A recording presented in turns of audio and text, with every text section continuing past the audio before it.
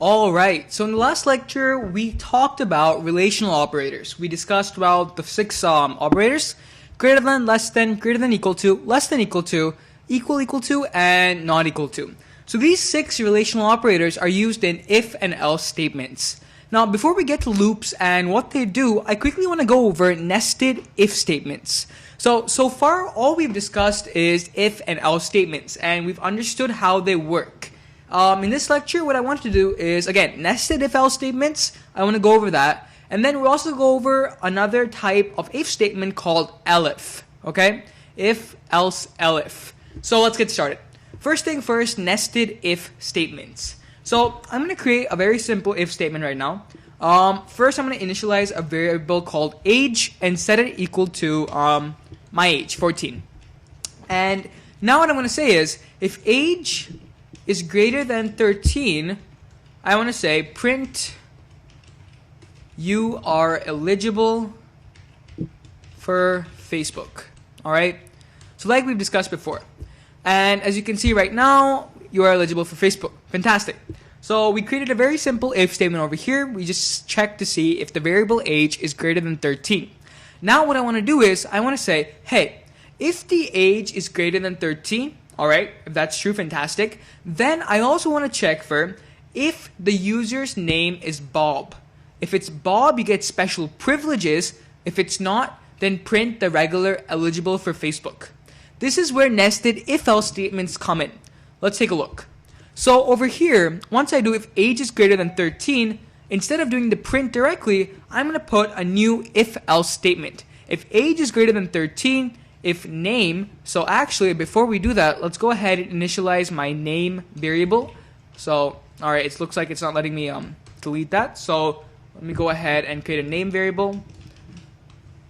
Set it equal to Bob.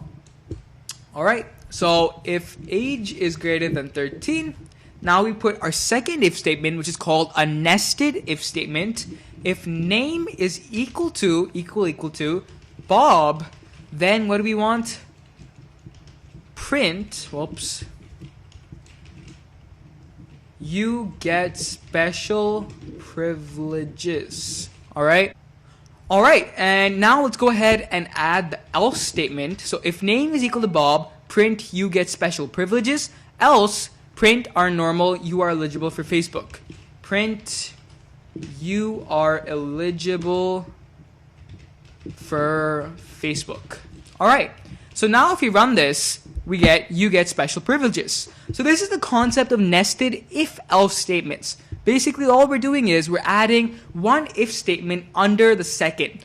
And you're probably wondering, how do I know if it's nested or not? That's where the spacing comes in. Alright, so right here we can see that if age is greater than 13 is the highest in the order. That is that this is the biggest index so far. Then you can see that this if and else are the next subclass of if, and then after that, print is part of this if statement, and this print statement is part of the else. So spacing or indexing, I'm not sure what you'd call it here, is quite key in Python. You need to make sure that your spacing is right.